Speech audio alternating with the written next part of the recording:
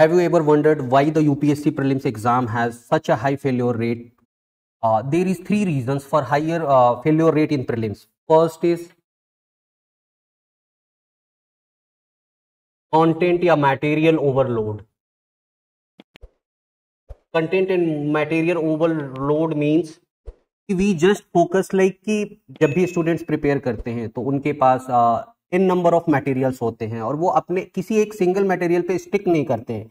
जैसे कि अगर पॉलिटी पढ़ रहे हैं तो लक्ष्मीकांत भी पढ़ लिया, बेयर एक्ट भी पढ़ने की कोशिश करेंगे, कोई सुभाष कश्यप भी पढ़ने की कोशिश करेगा, तो they are not sticking to a single source. Okay, तो और दूसरी चीज है एक पहले कि अगर सिंगल सोर्स अगर फॉलो भी किया है तो सिंगल सोर्स पढ़ने के बाद दोबारा उसको रिवाइज नहीं करेंगे।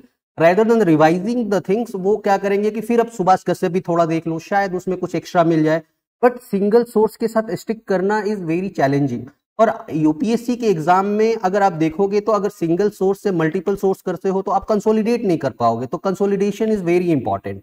सेकेंड रीजन इज लाइक कि पुअर टाइम मैनेजमेंट। अगर पुअर टाइम मैनेजमेंट की बात करूं तो पुअर टाइम मैनेजमेंट में people what use to say like generally every aspirants faces the same dilemma कि आज पढ़ रहे हैं, आज पॉलिटी पढ़ रहे हैं, कल मॉडर्न हिस्ट्री पढ़ रहे हैं, परसों इकोनॉमी पढ़ रहे हैं, बट वो एक प्लान के साथ नहीं पढ़ रहे हैं, टाइम मैनेजमेंट नहीं कर रहे हैं, फिर ऑप्शनल पे फोकस नहीं कर रहे हैं, तो फिर जीएस में स्विच कर रहे हैं। तो मल्टीपल सब्जेक्ट्स में स्विचिंग और टाइमिंग मैनेजमेंट उनका सबसे बड़ा एक इशू होता है। If I talk about third problem है कि lack of focus on important topics.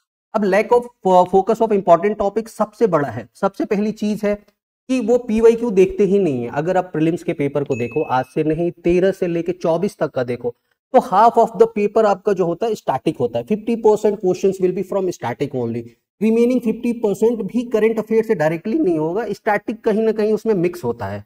अगर मैं और मोर एलोबरेट करूं तो आप देखो कि every subject has a weightage in UPSC के प्रिपरेशन में। ठीक है, यूपीएससी के प्रीलिम्स पेपर में आप देखो every subject has a weightage.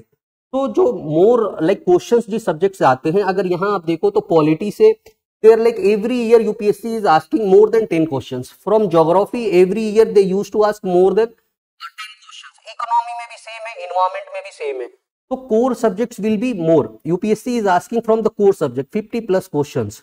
But हमारा क्या होता है कि जब भी हम प्रीलिम्स की प्रिपरेशन करते हैं तो हम मैक्सिमम फोकस करते हैं किस चीज पे कि सारे सब्जेक्ट कंप्लीट हो जाए, सारे सब्जेक्ट्स को लाइक इक्वल वेटेज देने की कोशिश करते हैं। पर अगर आप देखो एक एनालिसिस 2015 से 24 तक, तो सारे सब्जेक्ट में इक्वल नहीं है। Every subject has their own weightage. अगर एंशिएंट हिस्ट्री की बात करूं तो 4 क्वेश्चंस हैं, medieval art and culture 2 question, 4 question, ये स्विच होते रहते हैं। पर हमारा क्या होता है कि हम इन सब्जेक्ट्स में बहुत टाइम इन्वेस्ट कर देते हैं, लेकिन जो और कोर सब्जेक्ट्स में बहुत कम टाइम देते हैं और उसको मल्टीपल रिवाइज नहीं करते हैं।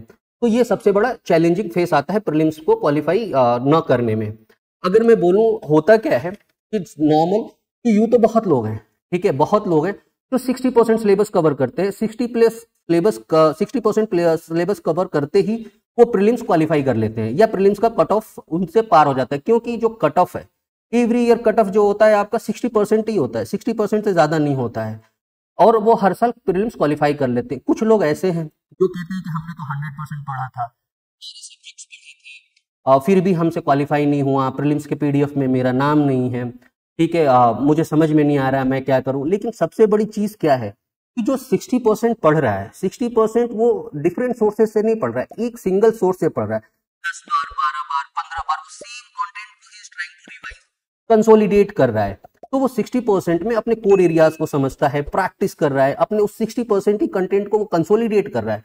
बट अदर स्टूडेंट्स जो क्वालिफाई नहीं कर पा रहे हैं प्रीलिम्स, उनके साथ चैलेंज क्या है कि मल्टीपल सोर्सेज के पीछे भाग रहे हैं। अगर लक्ष्मीकांत पढ़ा है तो लक्ष्मीकांत 1 या 2 बार पढ़ने के बाद उन्हें लगता है कि कुछ और पढ़ लूं, तीसरा पढ़ लूं, चौथा पढ़ लूं, जो कि आपके फेलियर रेट में आपको इजाफा ही करता है, न कि आपको पास कराएगा वो।